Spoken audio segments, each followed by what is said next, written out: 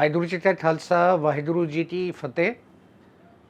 एक इम्पॉर्टेंट मसला जो आपसे शेयर करना चाहेंगे कि अभी एक लेटेस्ट अपडेट आया है जिसमें ऑल इंडिया कांग्रेस कमेटी ने 40 मेंबर्स की प्रदेश कमेटी बनाई है, जिसके अंदर जेडी टाइटलर का भी नाम शामिल करा गया है।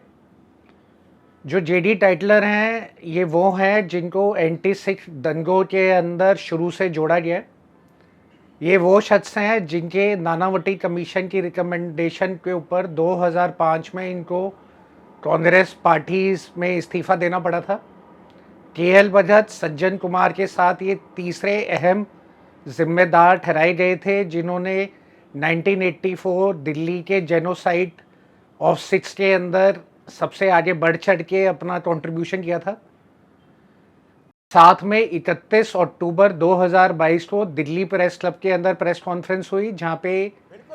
एच.एस. फुल्का जी जो सीनियर एडवोकेट है और पद्मश्री अवार्डेड हैं,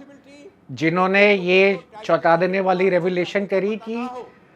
जब ये 31 अक्टूबर का दिन 1984 में असैसिनेशन की खबर आई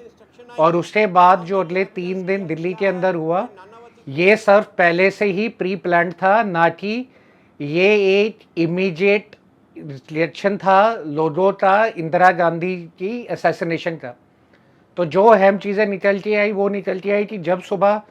8:30 बजे इंदिरा गांधी जी का असैसिनेशन हुआ, उसके बाद शाम को 4:15 बजे पहला हमला यानी जाल सिंह जो प्रेसिडेंट थे इंडिया के उस टाइम पर, उनकी गाड़ी जब आई और वो वहाँ से एम्स जा रहे थे तो उनके ऊपर हुआ। उसी के बाद उनके जो बॉडी गार्ड थे उनके ऊपर भी हमला हुआ। वो पहले ऐसे इंडिविजुअल थे और जबकि बड़े सारे ऐसे सिख लोग ऑलरेडी एम्स में अवेलेबल थे। यही इम्पोर्टेंट मैसेज दिया गया था, जिसकी वजह से पहले 2 बार इंडिया के इतिहास में जब ऐसे प्राइम मिनिस्टर की डेथ हुई तो सीनियर कैबिनेट मेंबर को उनकी जगह पे लाए गए थे। बट इस चीज़ से उन्होंने ज्ञानी जाल सिंह को डराया गया, जिसकी वजह से पहली बार ऐसा हुआ कि बिना कैबिनेट में होते हुए भी राजीव गांधी जी को उस टाइम पर इंडिया का प्राइम मिनिस्टर बनाया गया। और उसके बाद सब जानते हैं कि अगले 3 दिन वो काला अक्टूबर के दिन और नवंबर के दिन, जिसमें 10,000 से ज़्यादा किलिंग्स हुई और बड़ी सारी ऐसी जब हम लोगों ने डॉक्यूमेंट्रीज भी बनाई हैं 1984 की, और उसमें भी जब हमने दिल्ली में अलग अलग लोगों से इन्वेस्टिगेशन के आधार पे पता लगाया, तब भी बड़े सारे ऐसे निकल के आए कि मुख्य आरोपी जेडी टाइटलर ही थे उसके अंदर, बट उनको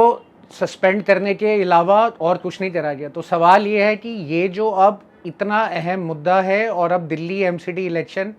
जो पिछले साल होने थे स्थगित होकर अब करे जा रहे हैं,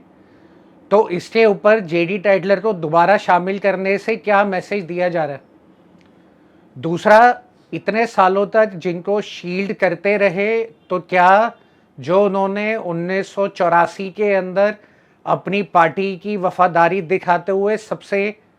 ज़्यादा कंट्रीब्यूशन करी सज्जन कुमार, केएल भगत के बाद, क्या ये उनको अब इनाम दिया जा रहा है जिस इनाम के तहत उनको एक कमेटी के अंदर शामिल करा गया?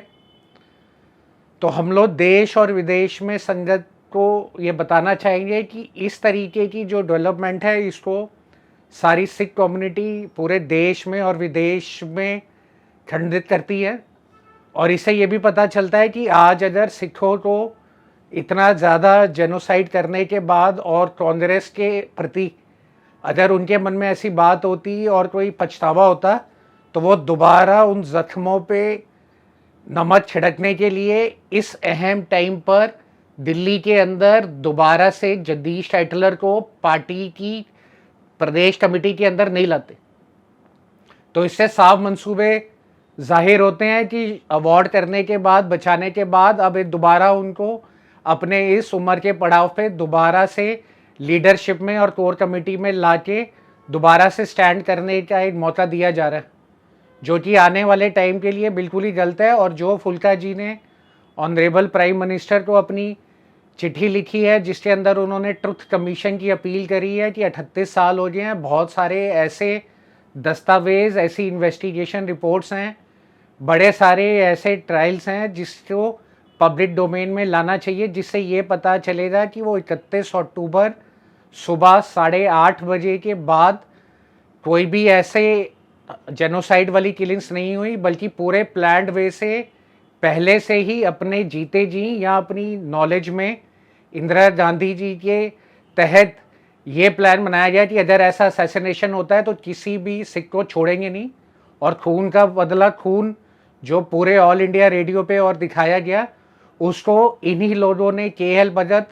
जिनको बाद में मिनिस्टर का दर्जा भी मिला, उसके साथ में उनके सज्जन कुमार जिनको भी लगातार एक सीनियर लीडरशिप में वो बने रहे कैबिनेट में, और अब जगदीश टाइटलर जिसको 2005 की नानावटी कमीशन के बाद हटाने के बाद आज दोबारा से खड़ा जा रहा है। तो ये दोबारा से वही चीज़ें करी जा रही हैं जो सिख कम्युनिटी के लिए बिल्कुल ठीक नहीं। इसके साथ मैं संगत को ये भी बताना चाहूँगा कि जो 1984 सिख जेनोसाइड कानपुर के केसेस की एसआईटी इन्वेस्टिगेशन कर रही है, उसमें भी मास्टरमाइंड जो मेन आए हैं नाम उनका आगे, वो उस टाइम 1984 में कांग्रेस के एक प्रतिष्ठित मंत्री थे, और राजेंद्र कुशवाहा जो उनके भतीजे हैं और जो एक मेन कॉन्स्पिरेटर हैं जिन्होंने यहाँ पर लीड किया मॉब को 127 सिखों की किलिंग के लिए। तो आज अगर ये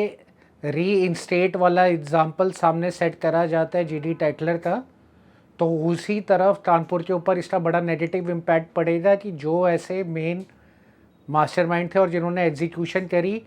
उनको दोबारा से पार्टी में लाया जा सकता है और पब्लिक फिगर वो दोबारा बन सकते हैं। वाहिगुरु जी का खालसा, वाहिगुरु जी की फतेह।